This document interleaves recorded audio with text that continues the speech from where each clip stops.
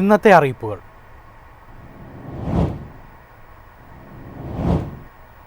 പഴയ വാഹനങ്ങളുടെ രജിസ്ട്രേഷൻ പുതുക്കാൻ ഇനി 12 ഇരട്ടി അധികം നൽകണം.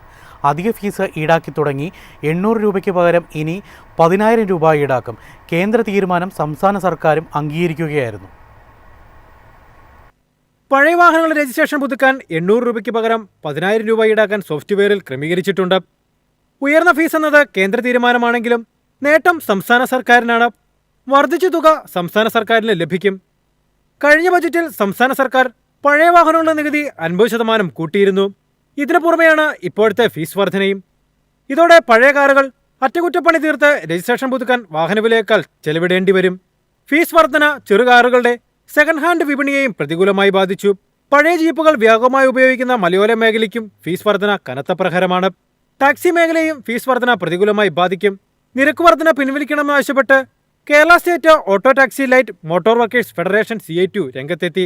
കോവിഡ് ലോക്ക്ഡൌണിന് ശേഷം വാഹന നികുതിയിലും ഫീസിലും സംസ്ഥാന സർക്കാർ ഇളവ് നൽകിയിരുന്നു. കേന്ദ്ര തീരുമാനമാണെങ്കിലും സംസ്ഥാന സർക്കാരിന് ഇടപെടാനാകും. മോട്ടോർ വാഹന നിയമലംഘനങ്ങൾക്കുള്ള പിഴ നേരത്തെ സർക്കാർ കുറിച്ചിരുന്നു. News desk Myfin TV. സർക്കാർ ഓഫീസുകളുടെ പ്രവർത്തനം ആഴ്ചയിൽ 5 ദിവസമാക്കാൻ ആലോചന. ജോലി സമയം 1 മണിക്കൂർ വർദ്ധിപ്പിക്കും. കേന്ദ്ര സർക്കാർ ഓഫീസുകളുടെ മാതൃകയിൽ കേരളത്തിലും പ്രവൃത്തി ദിവസം 5 ആക്കുന്നത് വർഷങ്ങളായി സർക്കാരിന് മുന്നിലുള്ള നിർദ്ദേശമാണ്. ചില സംസ്ഥാനങ്ങളും ഇത് നടപ്പാക്കിയിട്ടുണ്ട്. കേരളത്തിൽ നടപ്പാക്കാൻ 11ാം ശമ്പള പരിഷ്കരണ കമ്മീഷനും ശുപാർശ ചെയ്തിരുന്നു. 5 ദിവസമാക്കി ചുരുക്കിയാൽ ദിവസം 1 മണിക്കൂർ അധികം പ്രവർത്തിക്കണമെന്നും അവധി ദിനങ്ങൾ കുറയ്ക്കണമെന്നുമാണ് ശമ്പള കമ്മീഷന്റെ ശുപാർശ. ഭരണപരിഷ്കരണ കമ്മീഷനും ഇതേ നിർദ്ദേശം മുന്നോട്ട് വച്ചിരുന്നു. എന്നാൽ ഇതിനോട് ജീവനക്കാരുടെ സംഘടനകൾ പൊതുവെ യോജിച്ചിരുന്നില്ല.